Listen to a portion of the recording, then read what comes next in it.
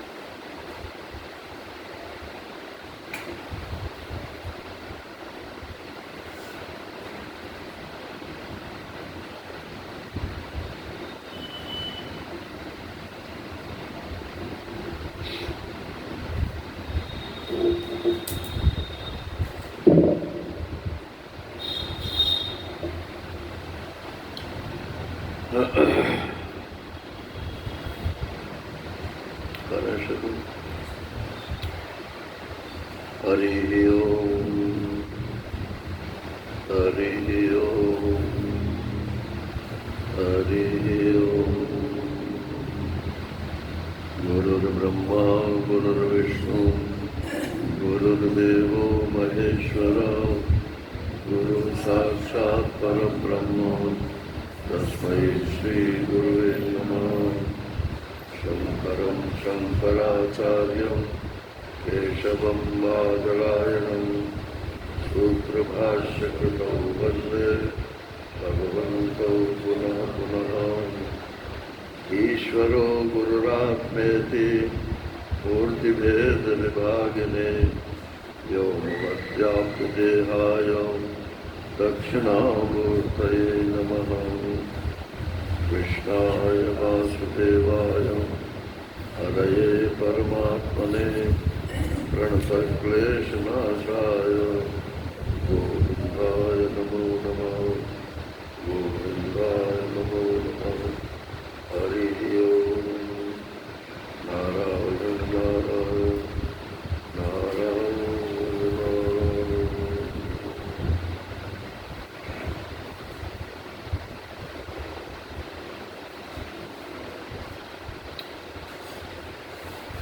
16वें अध्याय का चौथा श्लोक।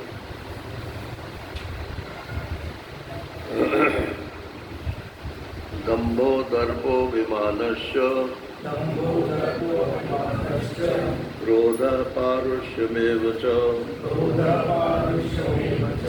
अज्ञानं च विजातस्य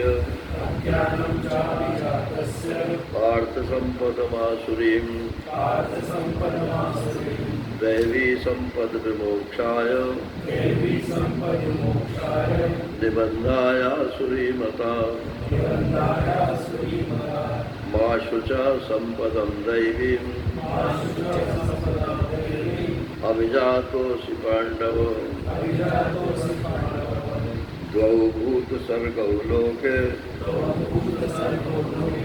अस्मिन् दैवासुर एव च। दैवो विस्तरशः प्रोक्तो आसुरं पार्थ मे शृणु। प्रवृत्तिं च निवृत्तिं च जना न विदुरासुराः। न शौचं नापि चाचारो न सत्यं तेषु विद्यते। असत्यमप्रतिष्ठन्ते जगदाहुरनीश्वरम्। अपरस्परसम्भूतं किमन्यत् कामहेतुकम्। एतां दृष्टिमवष्टभ्य न नष्टात्मानो अल्पबुद्धया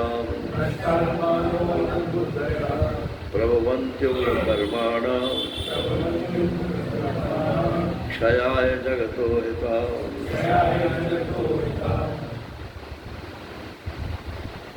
चलो 5 तो हो गए।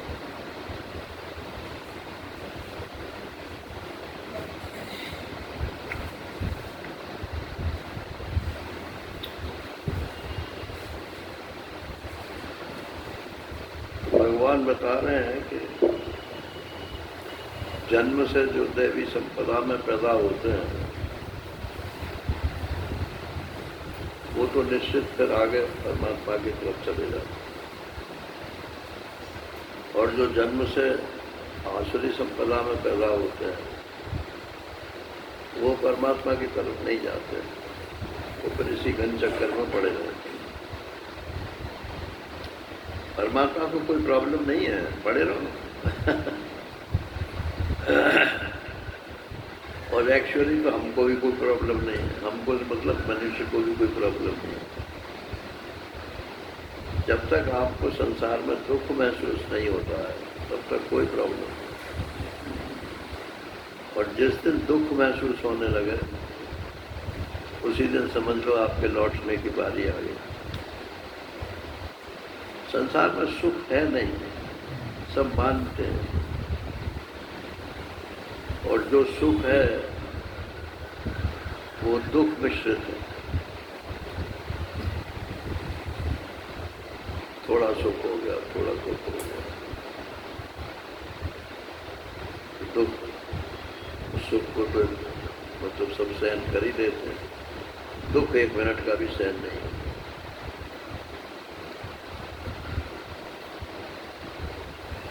तो 26 लक्षण बताए दैवी संपत्ति। दैवी माने देव संपत्ति, परमात्मा संपत्ति।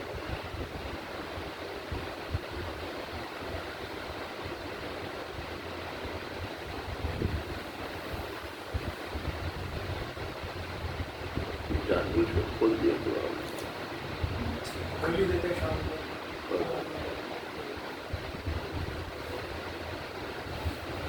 अब कहते हैं जो पैदाइशी आसुरी संपत्ति में उनके क्या लक्षण है, वो तो 26 है। तो 26 में से आप जितने छांटना चाहो अपने लिए छांट लो। 26 हो के 26 सब में नहीं आ सकते, तो अपने हिसाब से छांट दीजिए। अब किसी में क्रोध ज़्यादा आता है तो अक्रोध है और क्षमा, ये 2 छांटेगा। किसी को लोभ ज़्यादा आता है तो वो दान छांटेगा। अपने अपने सब पहचानते हैं। तो 26 में से जो आपको उचित लगे उतने ले सकते। और इनकी एक और वो है कि एक अच्छाई आ जाती है तो उसके पीछे पीछे सब अच्छाई हो जाती है। और ऐसे ही दुर्गुण का भी है, एक दुर्गुण आ जाता है तो फिर और दुर्गुण भी आने लगते हैं। इसलिए सावधान रहना चाहिए। तो आजकल शराब का एक फैशन हो गया है,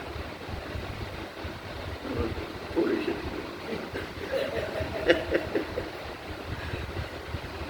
इतनी सी थोड़ी सी थी। जब शराब का नशा चढ़ेगा तो फिर क्या करोगे? तो कुछ और करोगे, तो पतन होता जाएगा।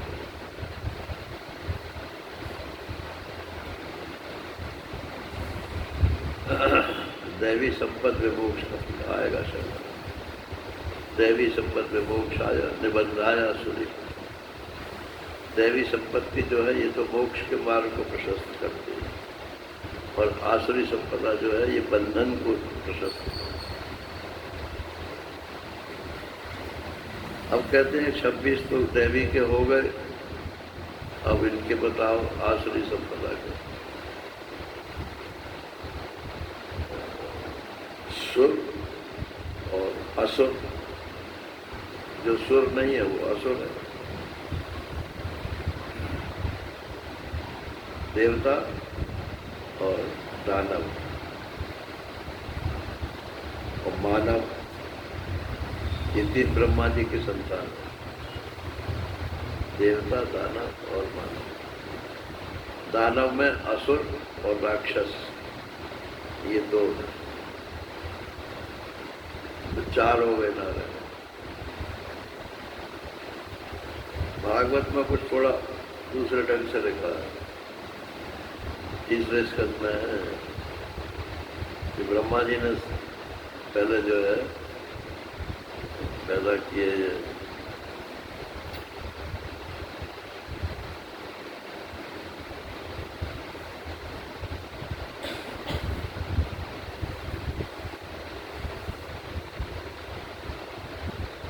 सबसे पहले कौन?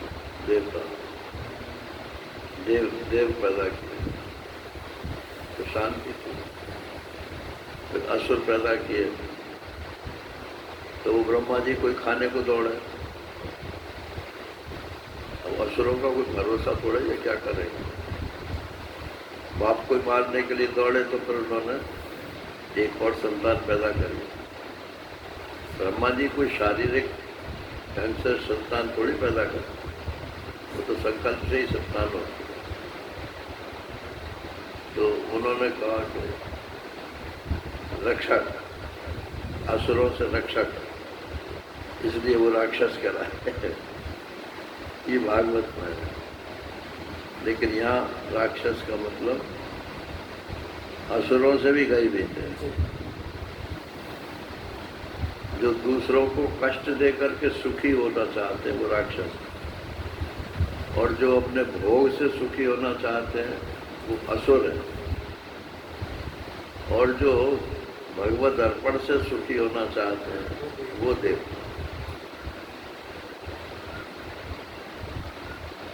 अब आसुरी संपत्ति के लक्षण देते हैं तो कुल 6 लक्षण दिए हैं। वहाँ 26 है, यहाँ 6 है। बोले इतने कम क्यों दिए भाई? बोले वही तो सारा अध्याय उन्हीं के बारे में करना है। ये 6 की व्याख्या है सारी। 6 की गिनती कर लो। दम्भो, एक तो उनमें दम्भ होगा। दम्भ माने दिखावा। नहीं, दिखावा तो जो गुण है उसका भी हो सकता है, और जो गुण नहीं है उसका भी हो सकता है। तो जो गुण नहीं है उसको दिखाने की कोशिश करना, उसको दम्भ बोलते हैं। तो जैसे बगुला भगत कहलाते हैं, तो वो एक टांग पर खड़ा हुआ है बगुला पानी, तो मछलियाँ कहती हैं अरे भाई ये तो बड़ा तपस्वी है, अब इसके चारों तरफ घूम जाऊँ कोई दिक्कत नहीं। और जब वो चारों तरफ घूमने लगती हैं तो खट से मार देता है, पकड़ ले। वो बगुला भगत का हालत हो गई। तो दम्भ माने जो अपने में नहीं है उस गुण को दिखाना। नहीं हो वो कैसे दिखाएंगे भाई? कुछ है और उसे दिखावें, ये तो संभव है, लेकिन है ही नहीं तो उसको कैसे दिखाएं? बोले बस यही तो कला है। इस कला को ही दम्भ बोलते हैं। ये जो 20 साधन 13वें अध्याय में बताया वो अमानित्वम अदम्भित्वम। जो गुण अपने में है उसके लोगों से वाहवाही टूटे, ये तो मानित्व है, मान बढ़ाई। और जो अपने में नहीं है उसको दिखावें तो वो दम्भ है। लेकिन अगर आपको ज्ञान प्राप्त करना है तो मान को भी छोड़ना पड़ेगा और दम्भ को भी छोड़ना। अमानित्व अदम्भित्व। दम्भो दर्पो और अभिमानस्य नहीं, दर्प रह गया। दर्प कहते हैं मेरे बराबर भला कौन है?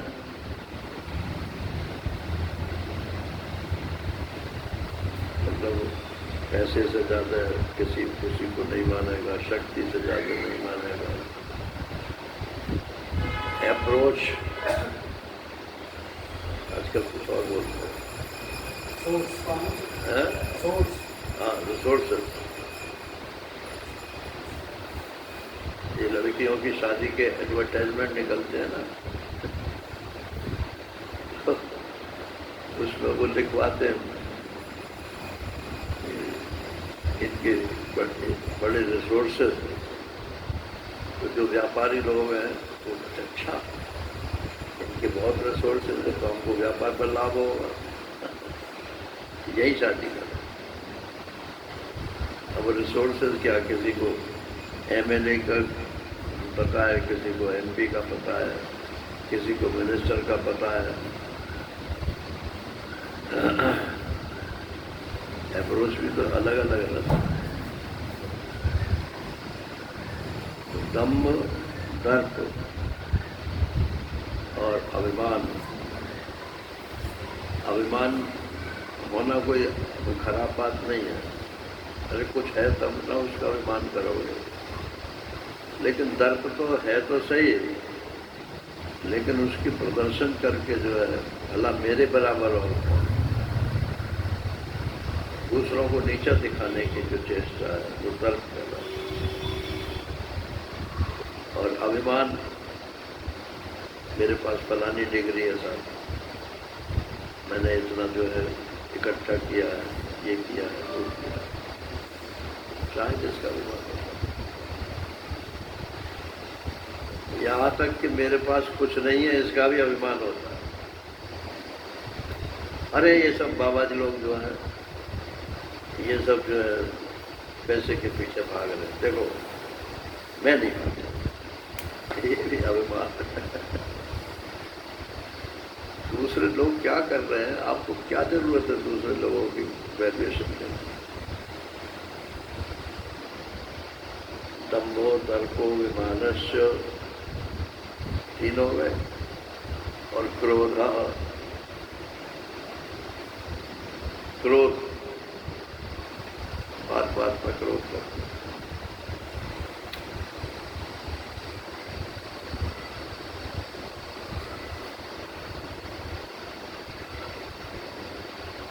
एक कोई ठाकुर साहब थे गांव में, बड़े क्रोधी थे। तो किसी ने कहा कि ठाकुर साहब आप तो बहुत क्रोध करते हैं। बोले क्रोध करने की बात होगी तो क्रोध करेंगे कि नहीं? आप जिस बात पर क्रोध नहीं करना चाहिए उस पर भी क्रोध करते हो। तो बोले जिस पर क्रोध करना चाहिए उस पर तो सभी लोग क्रोध करते हैं। ठाकुर तो वही है जो बिना बात के भी क्रोध करते हैं। ठाकुर विजयपाल सिंह जी सुन रहे हो?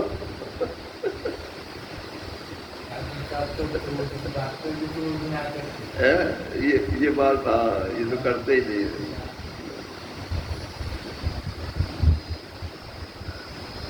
वैसे ये ठाकुर का लक्षण नहीं है, ये जाट का लक्षण है। जाट अपेक्षाकृत शांत है। मैं तो इन्हें जाट ही समझता था, और जब ये अपने आप ही ठाकुर ठाकुर कहने लगे तो मैंने कहा ठीक है, ठाकुर ही। ठाकुर तो वही है जो बिना बात के भी क्रोध करे। अच्छा भाई, तो कुछ लोगों का स्वभाव होता है क्रोध करने।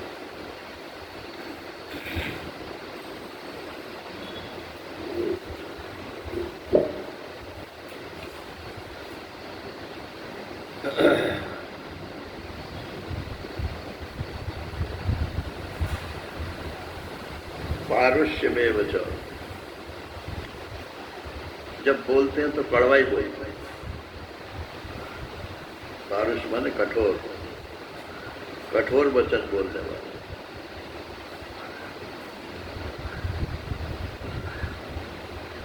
ये जो प्रवचन शब्द है ना, प्रवचन, इसका क्या अर्थ होता है? महाराज श्री कहते थे प्रिय वचन, वो प्रवचन माने प्रिय वचन। ऐसी बात बोलो कि जो दूसरों को अच्छी लगे। एक, और अगर नहीं बोल सकते तो प्रवचन माने परवंचन, दूसरों को ठगने के लिए जो प्रवचन किया जाता है उसको भी प्रवचन बोलते हैं।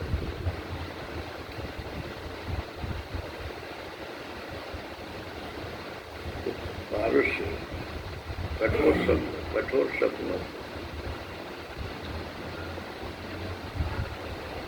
ये अपने महाराज श्री में गुण देखा।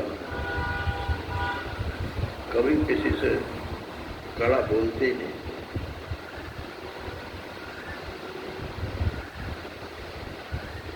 जब ज्यादा ही कोई बहस करने लगे कह देते अच्छी बात है, ऐसा ही। ये नहीं कि तुम गलत हो मैं सही हो, अच्छा ऐसा है तो ऐसा। क्या करना है आपने? जब कोई मानने को तैयार नहीं है तो जाना तुम्हारा काम है। कितने हो गए? 5। और एक अज्ञानम, अज्ञान माने अविवेक, कुछ ना जानना अथवा उल्टा जानना, दोनों अज्ञानी कहलाते। मैं रस्सी को नहीं जानता, ये तो अज्ञान है, और रस्सी को साफ जानता हूँ, ये मिथ्या ज्ञान है। तो मिथ्या ज्ञान भी अज्ञान है और ज्ञान का अभाव भी अज्ञान है। चाविजातस्य पार्थ संपद आसुरी, हे अर्जुन, जो आसुरी संपत्ति में पैदा हुए हैं उनके ये 6 लक्षण, मोटा मोटी 6 लक्षण बता दें। आप 6 दैवी संपत्ति के भी छांट सकते हो मोटा मोटे, हालांकि 26 है उसमें।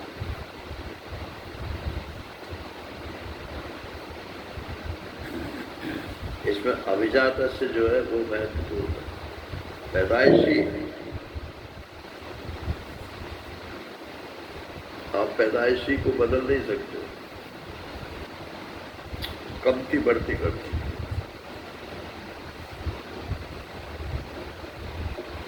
बढ़ा भी सकते हो, कम भी कर सकते।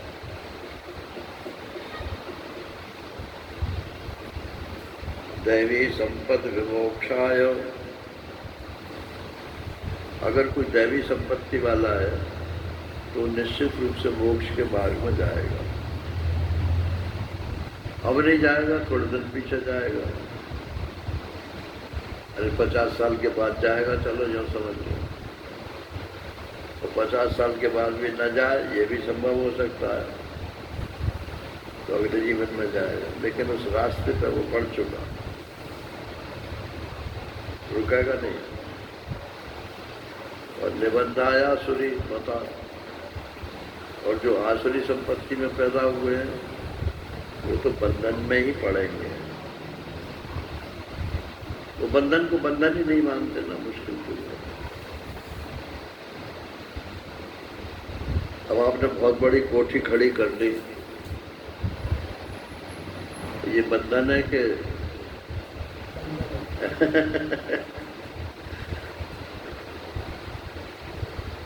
उसकी मेंटेनेंस भी तो करनी पड़ेगी। हर समय दिमाग यही लगा कि यहाँ से कुछ गया, यहाँ से ये हो गया, वो हो गया। इसको और अच्छा अपना, इस बंधन को बंधन नहीं मानते,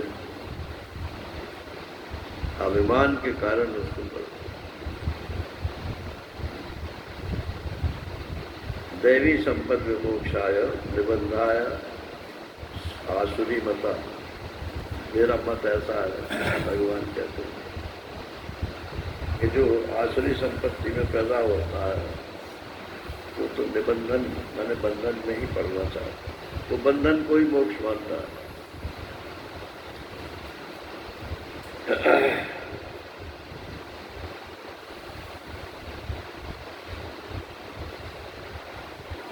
जिनके जिनकी शादी हुई है वो तो समझते होंगे। आंचल गांठ जोड़ते हैं कि नहीं? लड़का और लड़की के अचला को लेकर के उस पर गांठ लगाते हैं।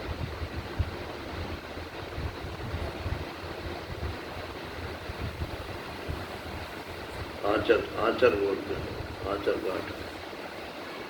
आंचल बोलो, आंचल बोलो, एक ही बात। महाराष्ट्री कहते हैं कि बमना ने बमना माने ब्राह्मण, बमना ने गांठ तो मारी बाहर तो लग गई भीतर। अरे भाई गांठ लगेगी तभी तो ब्याह हुआ ना।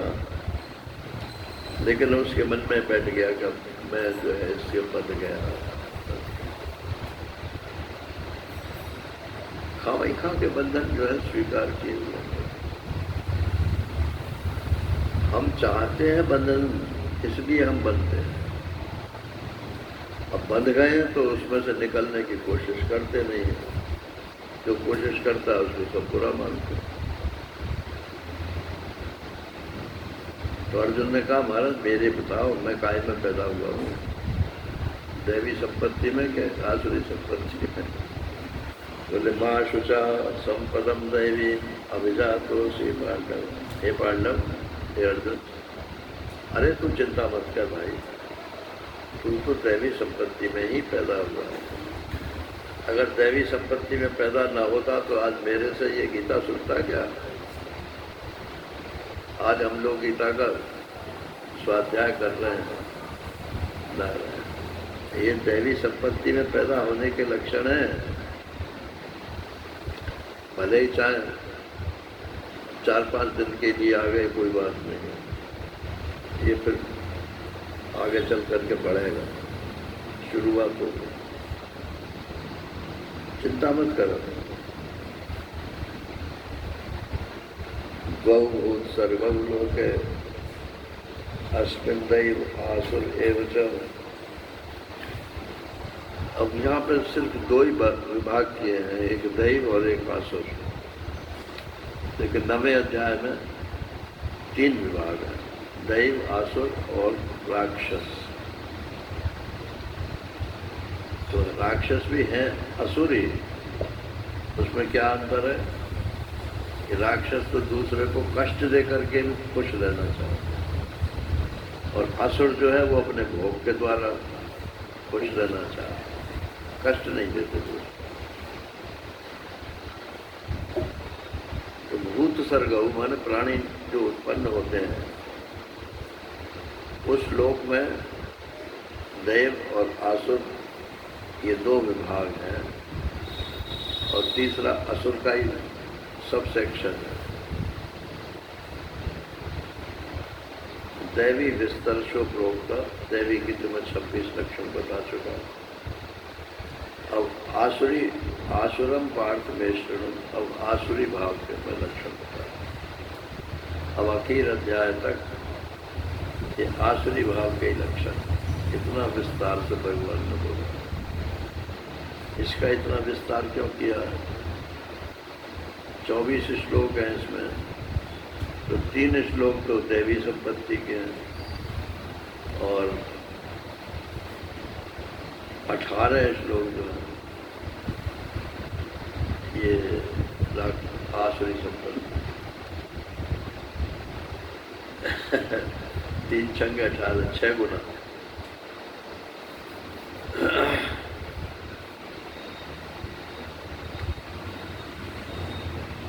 अब आसुरी संपत्ति शुरू कर।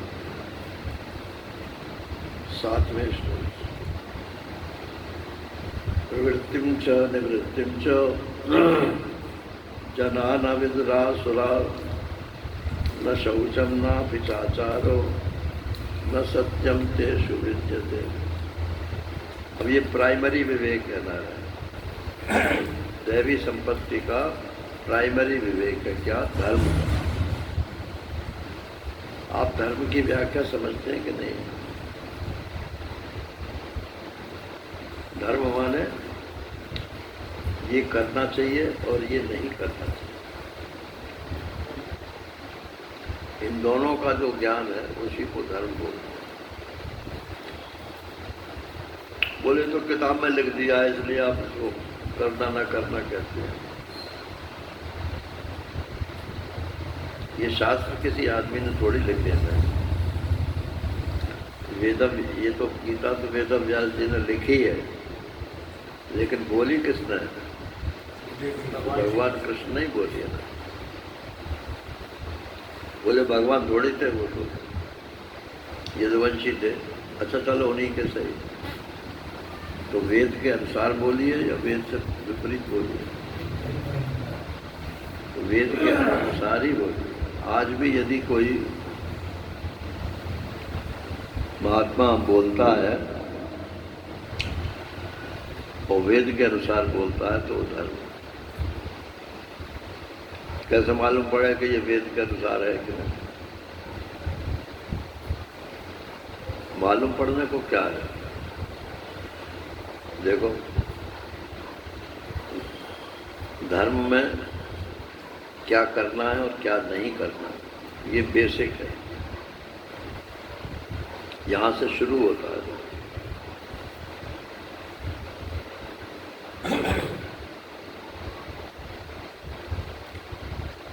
हमारी माँ बोलती थी, खाने के पीछे मुसलमान मत हो जाइयो।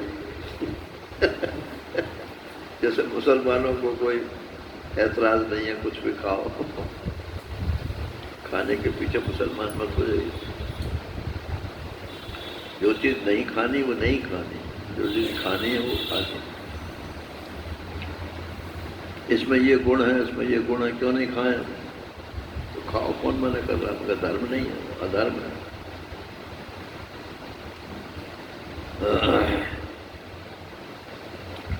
दिल्ली के सारे हॉस्पिटल्स में आप जाके गिनती कर लें,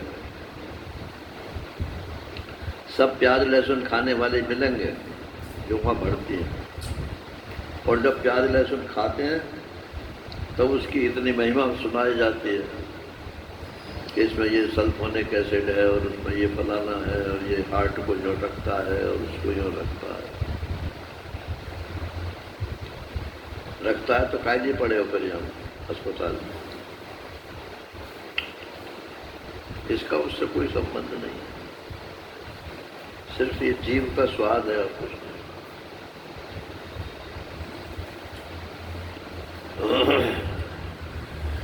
एक मैंने बहुत छोटा उदाहरण दिया। ऐसे करने का है, खाने का है, करने का है।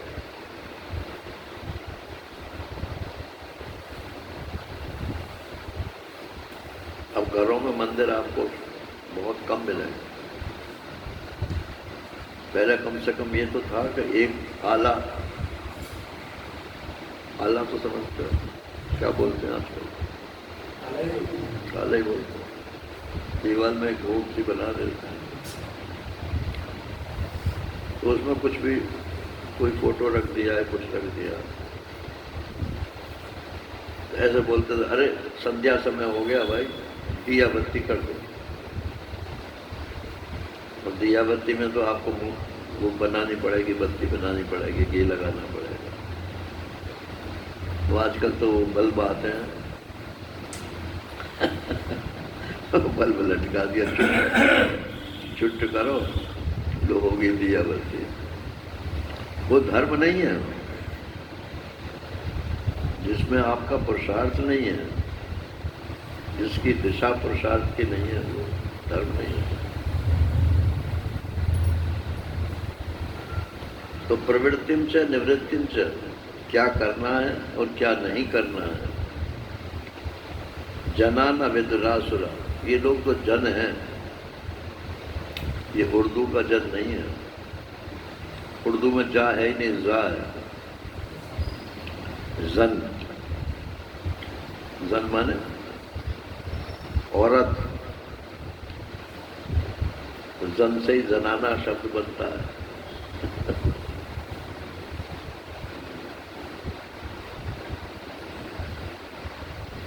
कल तुम बोल रहे थे, कौन बोल रहे थे? सारी लड़ाई आजकल की वही 3 चीज़ों की है। जमीन जोरू, जमीन नहीं है जमीन जोरू और क्या?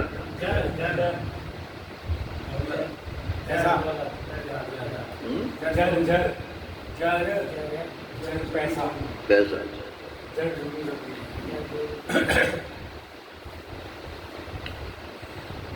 ये तो हिंदीकरण कर दिया। उर्दू में है जर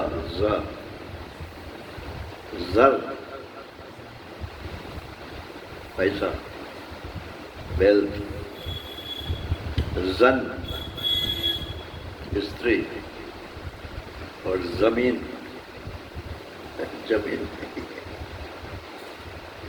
जर जमीन।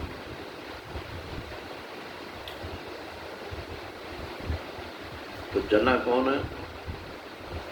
कि जन्मो और मरो, पैदा हो और मरो, यही साइकिल जिनका चलता है वही जन कहलाता है। जनी प्रादुर्भाव धातु है, माने जनी माने पैदा होना। इतने जरायुज, जेर, बच्चा पैदा होता है तो जेर में लिपटा रहता है, उसको जरायुज बोलते हैं। तो जना न विदुरासुरा, असुर लोग जो हैं कोई समझते ही नहीं है कि कहाँ से हमें किसमें प्रवृत्त होना चाहिए और किससे निवृत्त होना चाहिए। मैंने क्या धर्म है और क्या अधर्म है ये वो नहीं समझना चाहते। न शौचम, पवित्रता का भी कोई पैमाना नहीं रखते।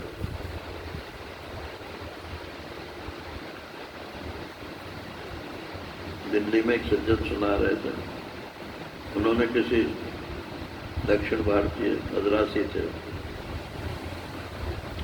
तो मद्रासी को किसी को किराए पर मकान दे दिया, मतलब एक कमरा उठा दिया। अब वो लेटरिन से आवे तो हाथ धोवे नहीं, तो उससे कहा कि भाई तुम हाथ क्यों नहीं धोते हो? धोते कैसे धोते हो? न साबुन है, न मिट्टी है, काय से धोते हो? टोटी खोल दी, हाथ क्यों कर दिया? बोले हमारा तो बायां हाथ रिजर्व है इसके लिए, इससे भोजन थोड़ी करते हैं, भोजन तो हम दाएं हाथ से करते। हो गई पवित्र।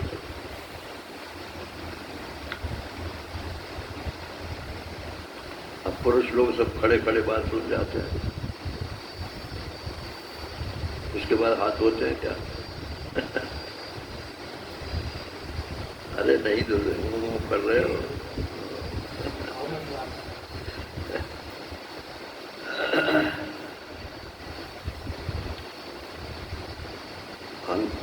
जिन अंगों को छू करके अपवित्र हो जाते हैं,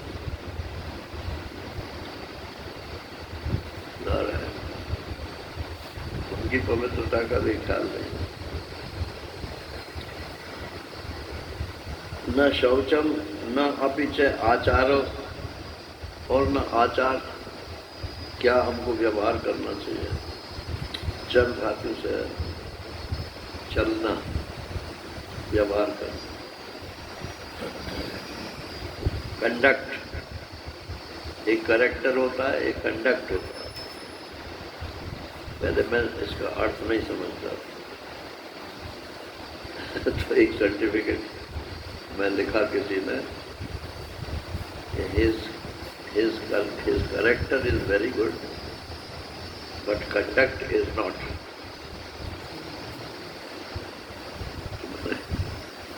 तब मेरी समझ में आया कि ये दो चीज है अलग अलग।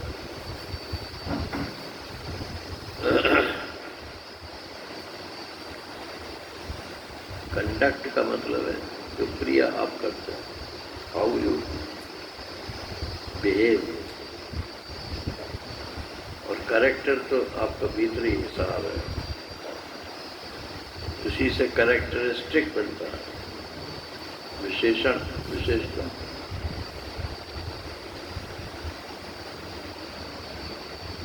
न शौचम न च आचारो न सत्यम,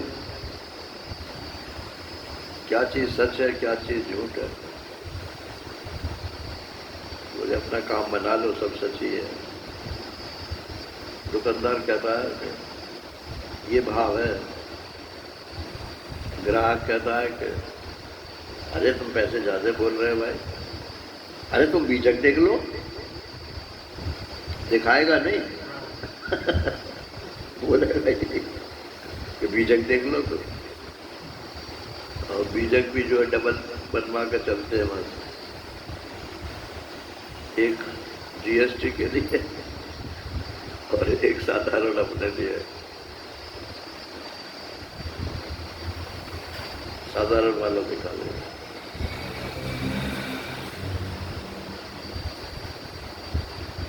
ये सब आसुरी संपदा के लक्ष्य।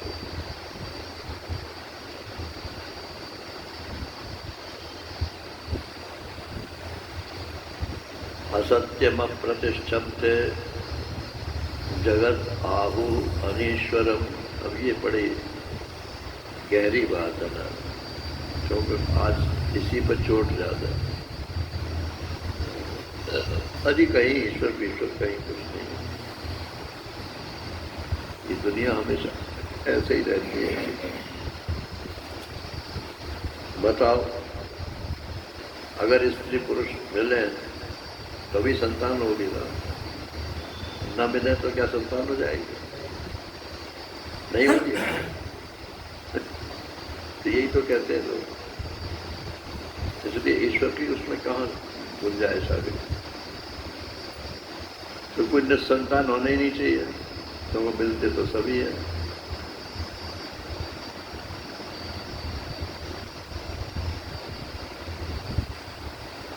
ईश्वर नाम की कोई चीज नहीं है। और बोले कोई सुखी है कोई दुखी है, इसका क्या लक्षण है? ये क्यों है? बोले ये गवर्नमेंट का दोष है। सब अमीरों को दे रहे हैं और गरीबों को गरीब बनाते जा रहे हैं। कम्युनिस्टों का वो है। अब तो सब कम्युनिस्ट ही हो रहे हैं जितने भी विपक्ष में बैठे हैं। तो वो किसी मिनिस्टर ने कहा था ना कि तुम अंबानी और अडानी को जो है गाली देते हो, तो तुम अंबानी अडानी क्यों नहीं बन जाते हो? तुम्हें किसने रोक सकता?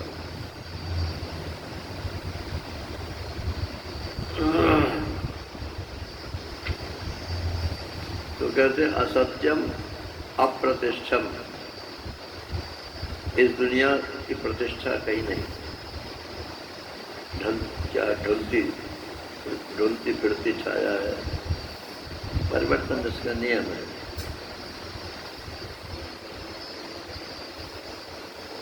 इसके पीछे कोई सत्य वस्तु नहीं।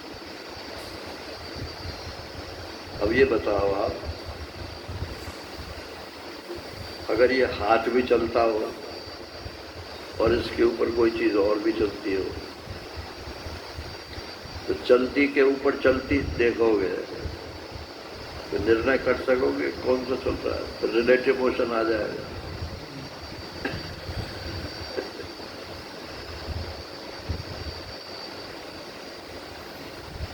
एक उसका आधार जो है वो स्थिर होना चाहिए। अपेक्षाकृत तो स्थिर होना ही चाहिए।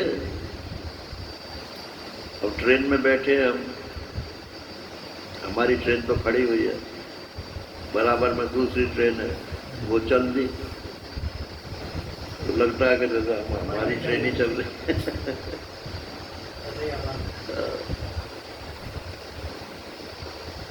अब ये सूर्य स्थिर है कि चल रहा है? हमारे सोलर सिस्टम में तो स्थिर है, लेकिन वैसे तो अपेक्षाकृत स्थिर है, रिलेटिवली एट रेस्ट।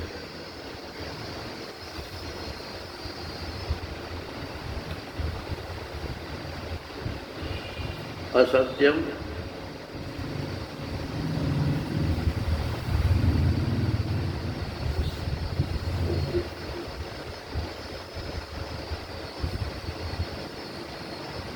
यथा वयम अनृत प्राया तथा इदम जगत सर्वम असत्यम। जैसे हम झूठ बोलते हैं, ऐसे ये संसार भी किसी का झूठ चल रहा है। अप्रतिष्ठम, इसके पीछे कोई धर्म नहीं है।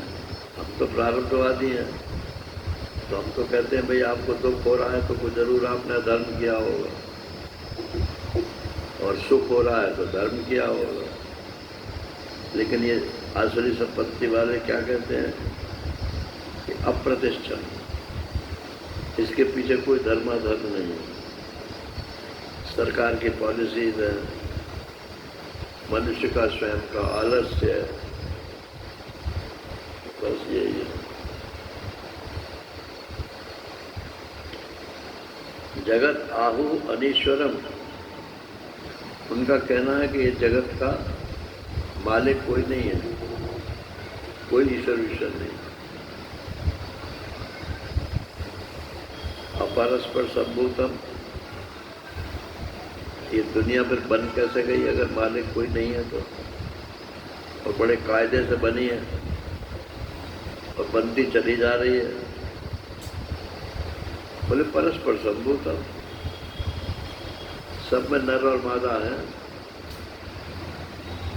पशु में, पक्षियों में, कीड़ों में, मकोड़ों में, मनुष्यों में। देवताओं में तो नहीं है, क्योंकि वहाँ संतान नहीं होती, वो तो भोग भूमि है। यहाँ से वो करके जाओ पुण्य, तो देवता बन करके वहाँ सुख भोगो बस।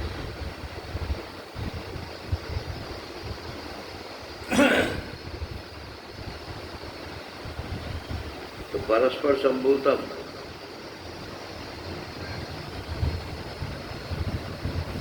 स्त्री पुरुष परस्पर मिलते हैं, उसी से पैदा हो जाते हैं।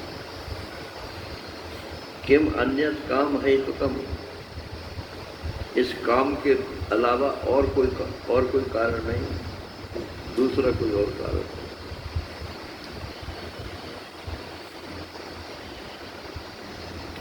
अगर मान लो स्त्री पुरुष ब्रह्मचर्य धारण करते न मिले तो संतान हो जाएगी क्या?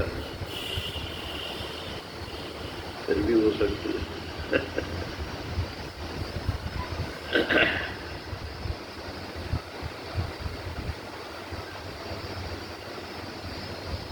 वह तो जरा गंदी सी बात मगर हो सकती है, बता रहा हूँ। आजकल ये फाइब्रोसिस क्यों बढ़ रहा है?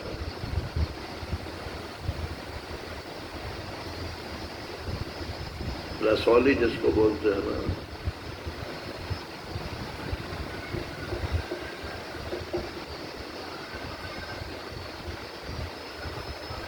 रसौली में और कुछ बच्चों में कोई फर्क है? सिर्फ जीवन का अंतर है। तो रसौली, पहले तो ये समझ लीजिए आपके जो हड्डी है वो तो बाप से आती है, और जो मांस चढ़ता है वो माता से आता है। अब पति और पत्नी मिलते भी हैं, लेकिन वीर्य और रज का संपर्क नहीं होता। आजकल फैमिली प्लानिंग करते हैं लोग, तो बच्चा तो नहीं पैदा होगा, रसौली पैदा होगा। क्यों? क्योंकि अगर स्त्री संतुष्ट है, हो गई, तो डिस्चार्ज होगा उसका, और डिस्चार्ज होगा तो वही मांस चूंकि उससे बनता है ना, तो मांस ही हार्ड होकर के रसौली बन जाती है। पहले ये फैमिली प्लानिंग नहीं होती थी, तो रसौली भी किसी किसी का हो गई तो हो गई, उनका कुछ पता नहीं कि वो लोग धर्म से रहते हैं क्या धर्म से रहते हैं, मगर बहुत रेयरली होते थे। और अब तो रसौली ऐसा हो गया है कि हर स्त्री में से तो 65% सेक्स, 70% सबको कभी न कभी हो जाता है।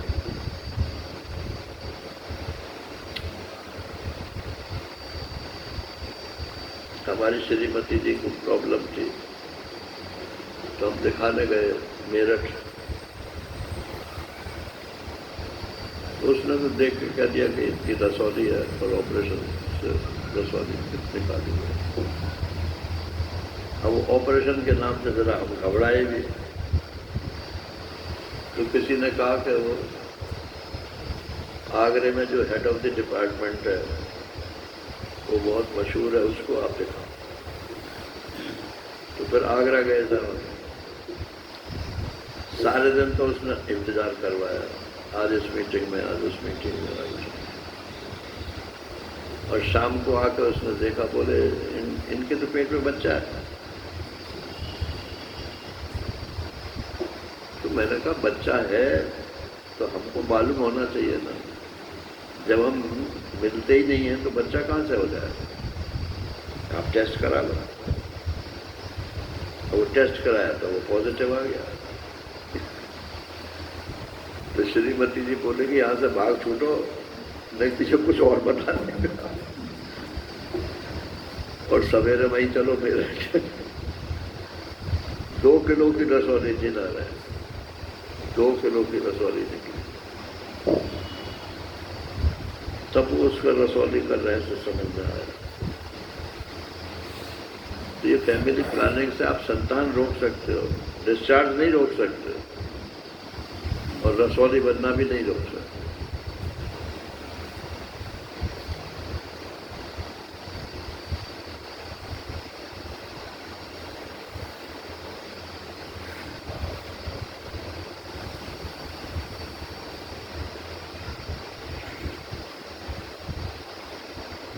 तो इस परस्पर स्त्री पुरुष के मिलने के अलावा और भला क्या कोई इसका कारण हो सकता है?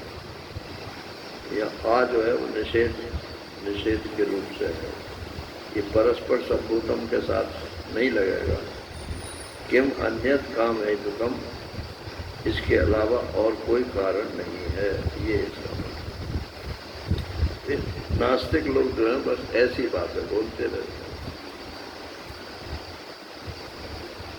एताम दृष्टिमवष्टभ्य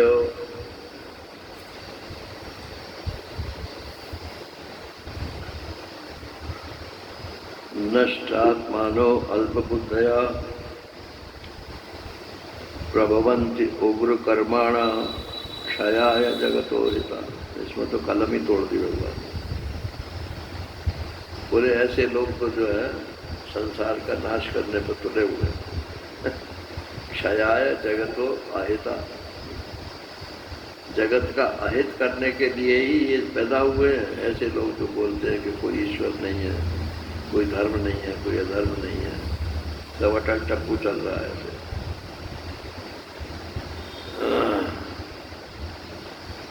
इसलिए वो उग्र कर्म करते हैं।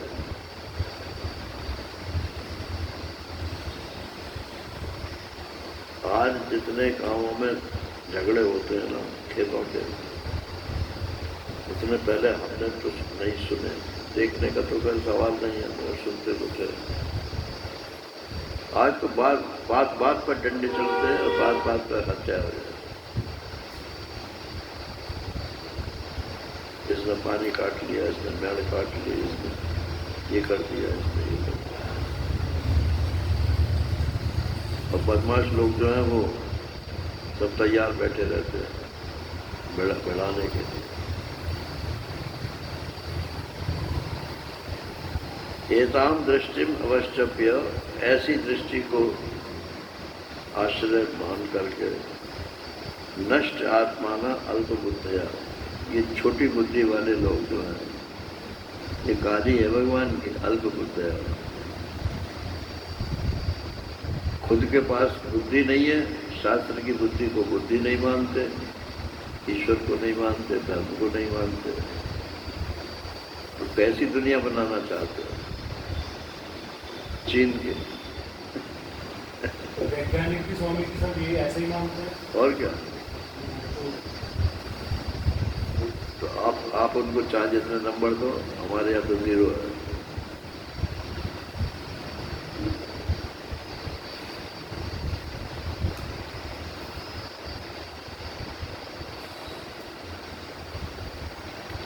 रोना ये है कि हमारे भारतवर्ष की सरकार भी उसी दिशा में चल रही है।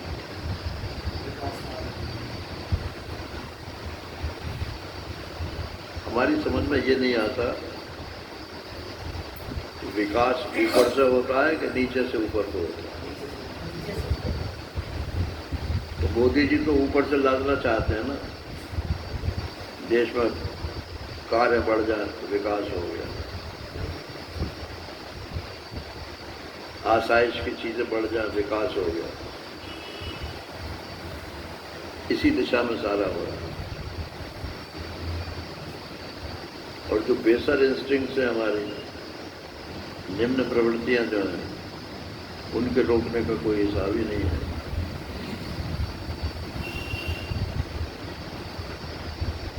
शिक्षा का इतना रेड़ हुई है। अब हम तो पुरानी शिक्षा से पढ़े हुए हैं, हम में कौन सी कमी है? अंग्रेजों को गाली देते हैं, अंग्रेजों को जो शिक्षा प्रणाली बहुत खराब है। तो ये जितने कहने वाले लोग हैं ना, ये सब अंग्रेजी शिक्षा से पढ़ के आए हैं। पहले तो कांग्रेसियों ने तो तकड़ी चलवा दी बच्चों से, चलाते रहो बैठे बैठे।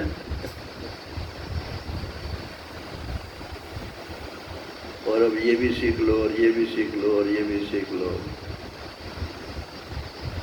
और अंग्रेजों की शिक्षा में क्या था? प्राइमरी में 3 hours, reading, writing and arithmetic. जिसको ये 3 आवर आ गए तो उसकी प्राइमरी शिक्षा सफल है। अब अखबारों में निकलता है कि वो प्राइमरी स्कूल का विजिट किया तो कोई बता ही नहीं पाया।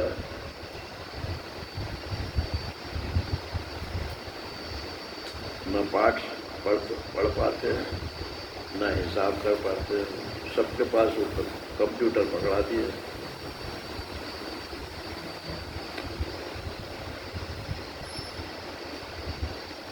₹40 किलो है। 10 ग्राम कितने का हुआ? कितने का? बुद्धि तो कुछ है ही नहीं। एक दफे मैंने सब्जी खरीदी, पुरानी बात, तो मैंने अपने मन से हिसाब लगाकर उसको पहुंचने को पैसे दे दिए। उसने मेरे को कुछ पैसे वापस कर दिए, क्योंकि उसने कुछ पहले क्या बोलते थे उस कंप्यूटर का कुछ कैलकुलेटर, उसने कैलकुलेटर से हिसाब लगाया तो उसके हिसाब से कम होता था। तो जो मैंने ज़्यादा दिए थे वो उसने मुझे लौटा दिया। अब मैं मन में सोचने लगा कि यार तुम्हारा गणित इतना कमजोर है। तो थोड़ी दूर चला गया मैं, खड़े होकर फिर मैंने मन में हिसाब लगाया तो मेरा हिसाब सही था। फिर मैं लौट के आया उस खोजड़े के पास। मैंने कहा तुमने गलत हिसाब लगाया, जो मैंने पैसे दिए थे वही सही है, इसलिए ये जो तुमने पैसे वापस दिए थे ये लो। तो पैसे तो लपक लिए, फिर भी वो ये मानने को तैयार नहीं था कि कैलकुलेटर ने गलती करी। हो गया होगा साहब, हो जाता है, बस बात खत्म।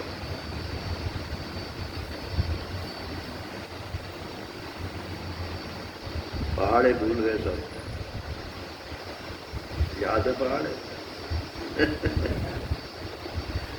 3 जा 2 जा 4 जा क्या क्या क्या बोलते हैं? हाँ, पहाड़े भूल गए। अब 79 और 89 का अंतर ही नहीं मालूम होगा। 79, 89 ऐसे बोलते हैं ना। मम्मी वो 79, 89 क्या होता है? मम्मी कहते हैं तो वो 79, 80। अच्छा 79, 89 ठीक है, 79, 89 ठीक है।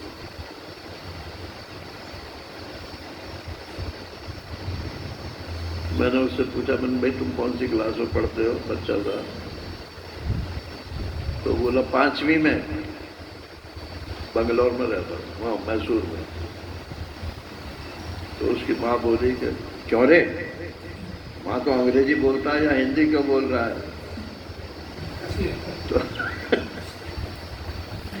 तो बच्चा बोलता है, मम्मी ये यूपी है ना, मैं अंग्रेजी बोलूंगा तो समझेंगे नहीं।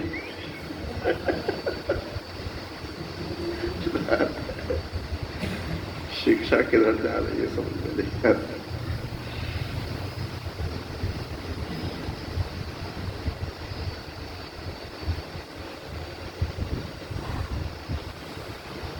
तो बस इसको करके करते हैं। ये अल्प बुद्धि वाले लोग जो है नष्ट आत्माना, ये तो मानो नष्ट नाश के रास्ते पर जा रहे हैं। और प्रभवंती उग्र कर्माणा, ये पैदा ही हुए हैं उग्र कर्मों को करने के लिए। और क्षयाय जगतो अहिता, जगत का नाश करने पर तुले हुए हैं। करो भाई, परमात्मा तो किसी का हाथ रोकता नहीं है, दंड देगा वो जरूर। क्योंकि धर्म और अधर्म की व्याख्या हमारे आपके अनुसार नहीं है, ईश्वर की व्याख्या है।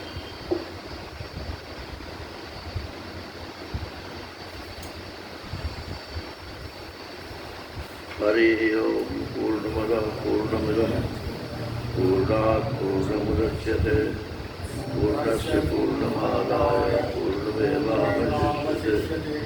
ओम शांति शांति शांति। हरि ओम श्री गुरुभ्यो नमः। हरि